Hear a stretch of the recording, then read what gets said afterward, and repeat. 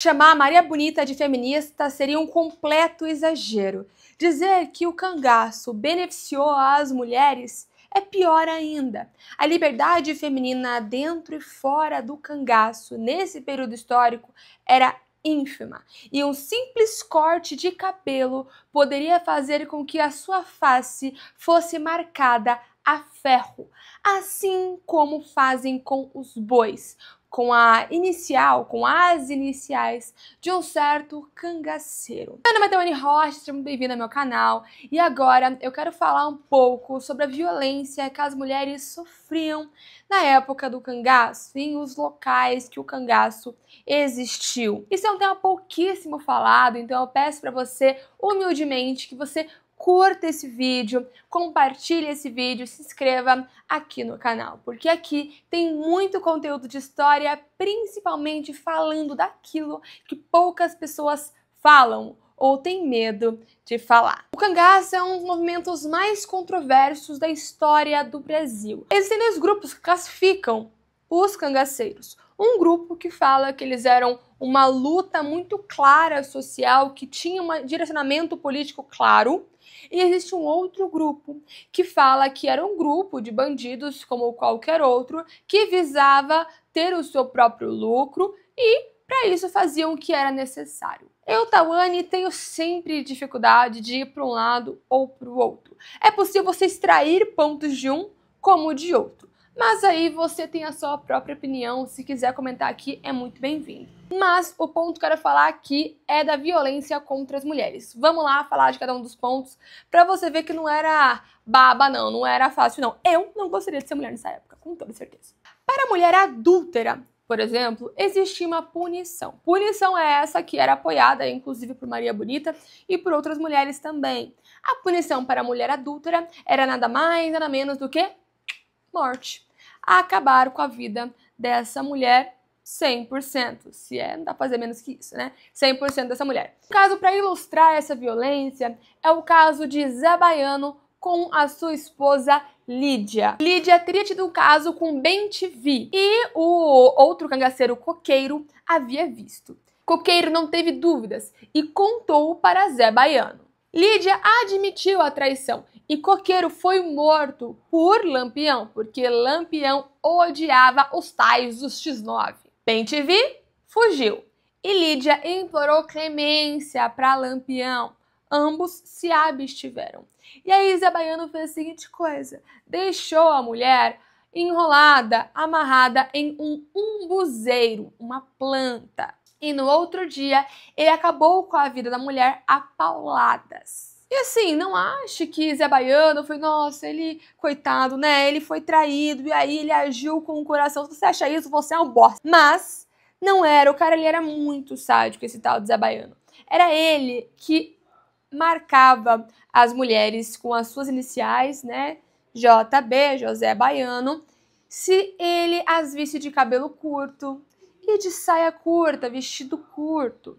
Ele as marcava como se fossem bois. Ele esquentava o ferro com as suas iniciais no fogo e colocava ou no rosto, ou na área íntima, ou na nádega, nas nádegas, ou na panturrilha, onde ele quisesse. Porque para ele, aquilo era uma marca de que a mulher estava fazendo errado. E existem relatos de mulheres, inclusive, hoje em dia já não sei, né? Mas que foram pegados lá atrás, que foram marcadas justamente com os ferros quentes. Elas eram o terror.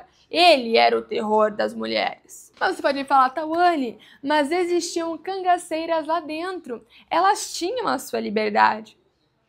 Mais ou menos.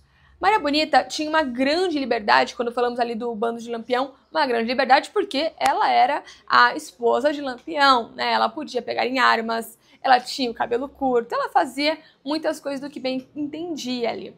Só que não era isso com todas as cangaceiras. Maria Bonita, ela quis entrar pro bando, ela se apaixonou por Lampião, ambos tiveram ali uma linda história de amor. Entretanto, com a maioria das cangaceiras, elas não queriam estar ali. Elas foram trazidas para o bando. Tem um caso emblemático que é... Eu preciso pegar depois certinho o nome da mulher.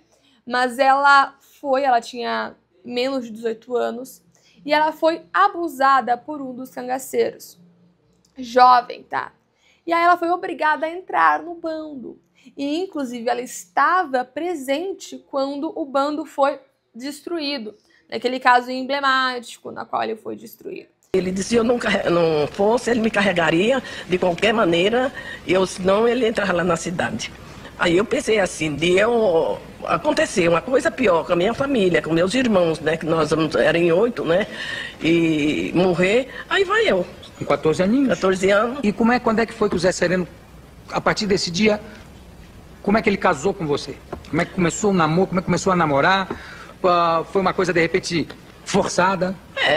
Porque eu nem sabia o que era, nem nada. Uma coisa meio forçada, sim, né? Lá na Grota de Angico, lá em Sergipe. É isso, ela foi abusada e colocada lá dentro.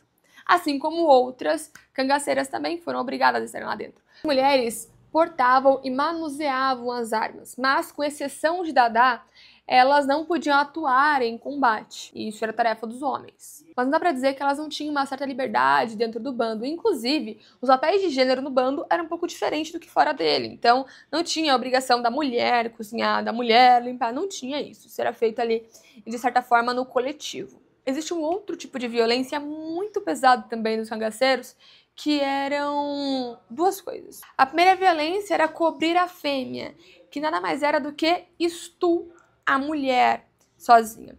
Mas existia também a gera, que era o estupro coletivo para contra a mulher.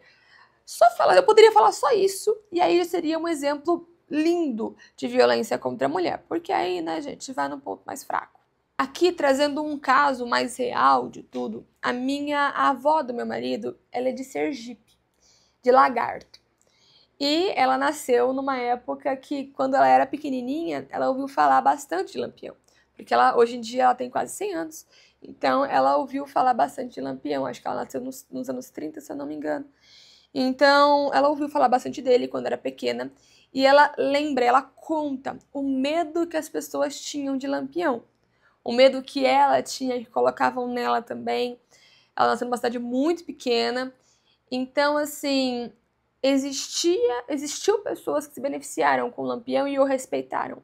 Mas também existiram pessoas que morriam de medo das violências que poderiam ter. E eu exemplifiquei várias delas aqui, não é mesmo? O fato é, meus queridos, que qualquer movimento armado não tem como você dizer que ele era todo lindo, todo incrível, todo maravilhoso. Nossa, as pessoas eram tão felizes, cheios de armas, cheios de violência. Não tem como. Não existe em qualquer movimento armado, independentemente. Não existe isso.